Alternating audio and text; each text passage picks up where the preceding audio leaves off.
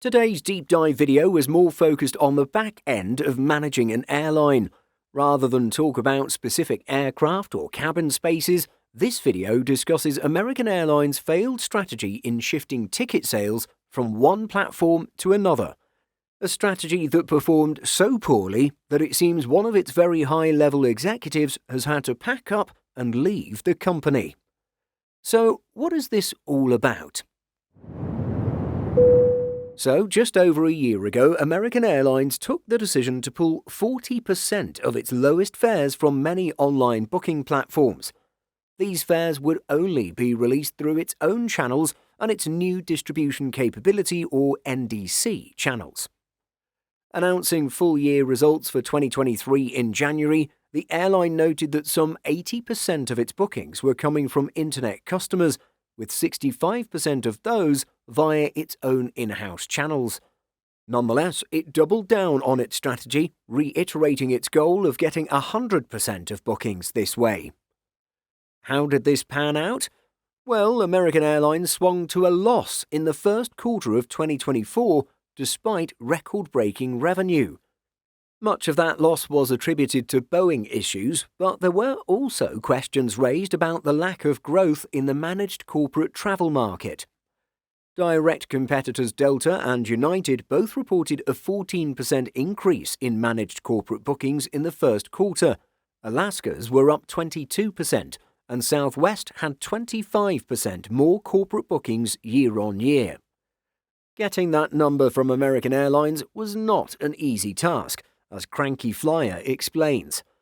Ultimately, Chief Financial Officer Vasu Raja admitted it was mid to high single digits, although he still didn't put a number on it. Speaking at the recent Bernstein Strategic Decisions Conference, CEO Robert Isom admitted that revenue production and expectations for domestic performance had worsened materially since the airline provided guidance in April.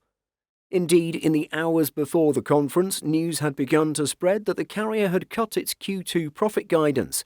It now expects second quarter adjusted earnings in the $1 to $1.15 per share range, compared to previous expectations of $1.15 to $1.45 per share. Elaborating on the carrier's weaker performance in Q1 and subsequent guidance adjustment, Isom noted, "We believe this is in part due to the changes that we've made to our sales and distribution strategy." It's the first time the CEO has admitted they made the wrong move in such an open manner. Later in the discussion, he gave a little more colour on the issue as he sees it. "We all know that NDC, modern retailing, internet-based channels for selling your product is the future of airline distribution. But we moved faster than we should have. We didn't execute well. We regret that and the difficulty that it created for our agency and corporate communities." America's move to favour NDC bookings last April faced a strong backlash from the travel agent community.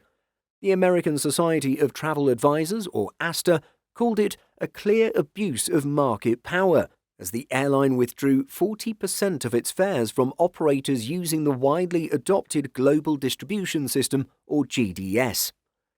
The GDS has long been the industry standard, but startups and low-cost airlines are increasingly moving away from it. American Airlines' change in sales has prevented huge swathes of the travel agent community from accessing the most competitive fares, including many corporate travel management companies. The impact of this is clearly being felt, as Isom added. "One of the things that is very clear is that we've driven some customers away. We've restricted some customers from actually finding our product. Those are the kinds of things that we have to be attentive to." Without going into detail, the CEO hinted that a change is afoot and that it'll be to the benefit of travel management companies and travel agents.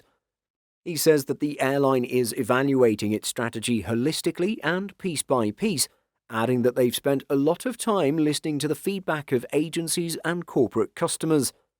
"We're taking some immediate actions to respond and adapt, and over the coming weeks we'll be working to ensure that we're optimizing for our customers and American as we move forward." To date, American has remained buoyant about its NDC shift, with executives presenting a united front to defend the questionable strategy. At the Q1 earnings call, CCO Vasu Raja declared the airline would be leaning further into this, despite warning signs that TMC bookings were not where they should be. Vasu Raja seems to have been made the fall guy for this company blunder.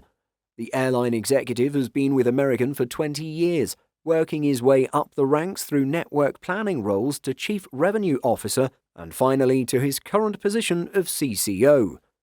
Raja was a champion of NDC from the start and really pushed American's strategy in this respect. He can also take at least partial credit for the Sunbelt strategy, which ISOM admits isn't being as productive as hoped.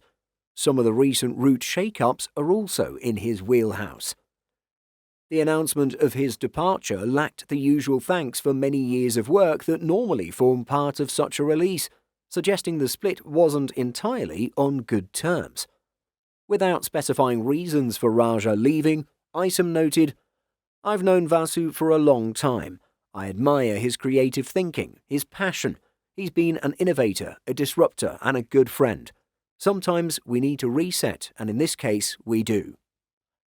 That disruption and innovation could have gone one of two ways for American Airlines. It was looking to shake things up, and shake things up it did, but not in the way they had hoped.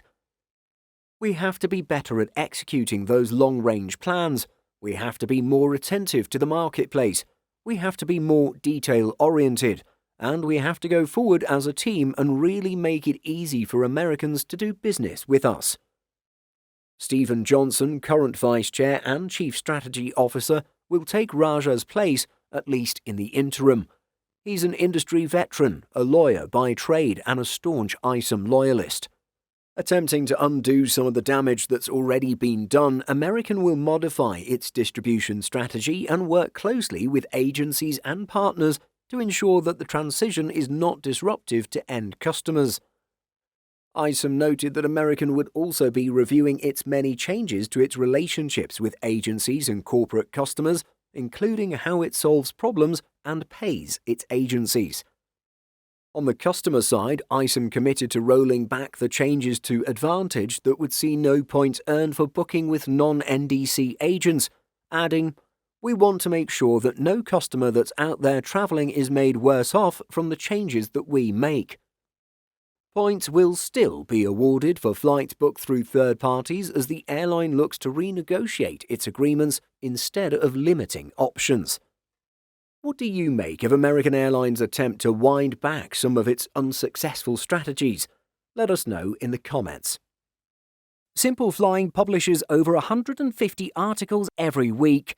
If you're looking for the latest aviation news and insights, visit simpleflying.com.